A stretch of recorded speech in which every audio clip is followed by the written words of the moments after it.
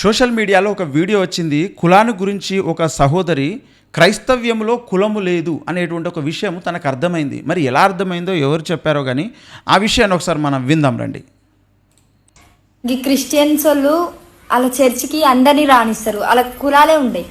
ఈ క్రిస్టియన్ వాళ్ళు వాళ్ళ చర్చికి అందరినీ రానిస్తారు, వాళ్ళకు కులాలే ఉండేవి అన్నది. అంటే కులాలు ఉండడం వల్లనే ఎవరి కులం వాళ్ళు ఒక్కొక్క గుడికి వెళ్తున్నారో ఏమో, మరి వెళ్తారు సహజంగా. అలాగే వారి కులానికి ఒక దేవుణ్ణి కూడా పెట్టుకుంటారు. మరి దాన్ని చూసే విరక్తి చెందినట్టుంది ఈ యొక్క సిస్టర్, ఈ చెల్లెమ్మ. కనుక వాళ్ళకు కులాలే ఉండే, ఎవరినైనా రాణిస్తారు చర్చికి. అసలు చర్చి అనేదే సృష్టికర్త అయిన దేవుని గురించి తెలియజేసేది, బైబిల్ గురించి తెలియజేసేది, బైబిల్లో ఉన్న విషయాల వాస్తవ సంఘటనలను తెలియజేసేటువంటిది. బైబిల్లో మొట్టమొదటి తల్లిదండ్రులు ఆదాము హవ్వలు అని చెప్పబడింది. వారిని దేవుడు సృష్టించాడు. ఈ భూమి మీద ఉన్న మనుషులందరూ కూడా వారి పిల్లలే కాబట్టి అసలు కులం అనేదే లేదు.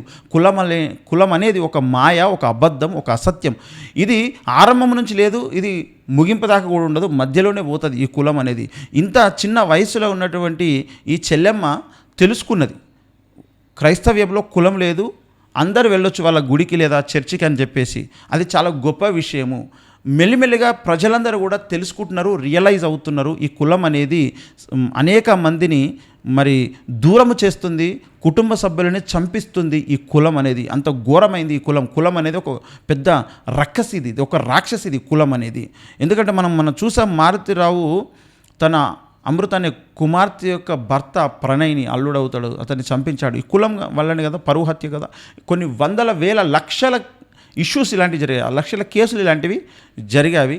మొన్నటికి మనం చూసినట్లయితే హైదరాబాద్ శివారులో ఒక అక్కను కానిస్టేబుల్ జాబ్ చేస్తూ ఆమె పెళ్లి చేసుకుంటే ఇంటర్ క్యాస్ట్ మ్యారేజ్, తన తమ్ముడే చూసి ఓర్వలేక తనను మరి కొడవలతో నరికి పడేశాడు. అంటే ఇంత ఘోరమైనటువంటి చర్యలకు పాల్పడుతూ చూడండి. ఈ కులంలో ఉన్నటువంటి వాళ్ళకు ఇలాంటి పిచ్చి ఉంటుంది, మనుషులను చంపేసినా ఏం కాదు అనేటువంటి ఒక ఉన్మాదం ఉంటుంది లోపల. ఈ కులం అనేది అలా రెచ్చగొడుతుంది.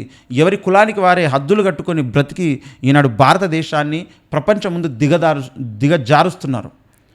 గనుక ప్రపంచ స్థాయికి భారతదేశం ఎదగాలి అంటే ఈ కులాన్ని తీసి బొందబెట్టాలి. ఇలాంటి జనరేషన్ అందరూ కూడా ఈ కులాన్ని వదిలిపెట్టాల్సినటువంటి అవసరం ఉంది.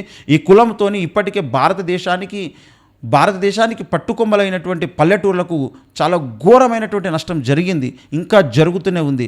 అందులో నుంచి కులం నుంచి ఎప్పుడైతే బయటకు వస్తారో ఈ గ్రామాలైన అభివృద్ధి చెందుతాయి, మన రాష్ట్రాలైన అభివృద్ధి చెందే, దేశమైన అభివృద్ధి చెందుతుంది. కనుక ప్రతి ఒక్కరు కూడా ఈ విషయాన్ని ఆలోచించాలి.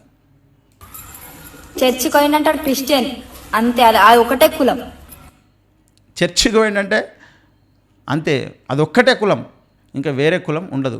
క్రైస్తవుడు అనేది ఒకటే కులం, ఇంకా వేరే కులం లేదు. అప్పుడే ప్రపంచాన్ని అందరినీ కూడా కలపగలుగుతుంది. ఈనాడు ప్రపంచవ్యాప్తంగా ఉన్నటువంటి నల్లోళ్ళైనా తెల్లోళ్ళైనా ఏ భాష మాట్లాడినా ఎలాంటి వాళ్ళు సాంప్రదాయాలు కలిగి ఉన్న అందరూ సృష్టికర్తను తెలుసుకొని కులరహిత సమాజంగా ఏర్పడ్డారు. కులం అనేది మధ్యలో వచ్చింది, ఎవడో పెట్టాడు, ఇది దేవుడు పెట్టింది కాదు.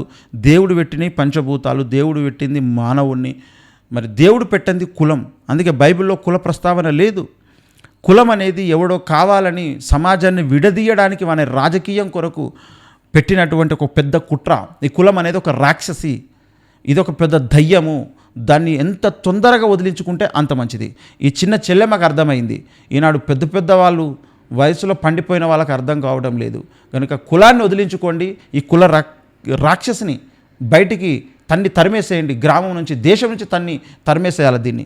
అప్పుడే మన దేశం ప్రపంచానికి అగ్రగామి అవుతుంది. ఎందుకంటే అప్పుడు కులాలు లేకపోతే మనమందరం కలిసి కట్టుకుంటాం, ఒక దగ్గర కూర్చుంటాం, ఒక దగ్గర తింటాం, అందరం ఒకరి పిల్లలను ఒకరికి ఇచ్చుకుంటారు, పెళ్ళిళ్ళు చేసుకుంటారు, పండగలు చేసుకుంటారు, సంతోషంగా ఆనందంగా దేశమంతా సౌభాగ్యంగా వసుధ ఏక కుటుంబంగా వర్ధిల్లుతుంది. మనము ఎప్పుడు నమ్ముతాం, మన రూపి మీద రాసుకున్నాము, సత్యమేవ జయత. ఎప్పటికైనా సత్యం జయించి తీరుతుంది. పరిశీలించేవారు, ఆలోచించేవారు ఉంటారు. ఇంత చిన్న వయసులో ఆ చెల్లెమ్మ ఆలోచించింది కదా, అలా ఆలోచించేటువంటి జనరేషన్ బయలుదేరుతుంది. ఖచ్చితంగా ఒకరోజు ఆలోచిస్తారు, ప్రతి ఒక్కరు సత్యాన్ని తెలుసుకుంటారు. సత్యమేవ జయత, ఎప్పటికైనా సత్యమే జయించి తీరుతుంది. మీరు కూడా సత్యాన్ని నమ్మండి.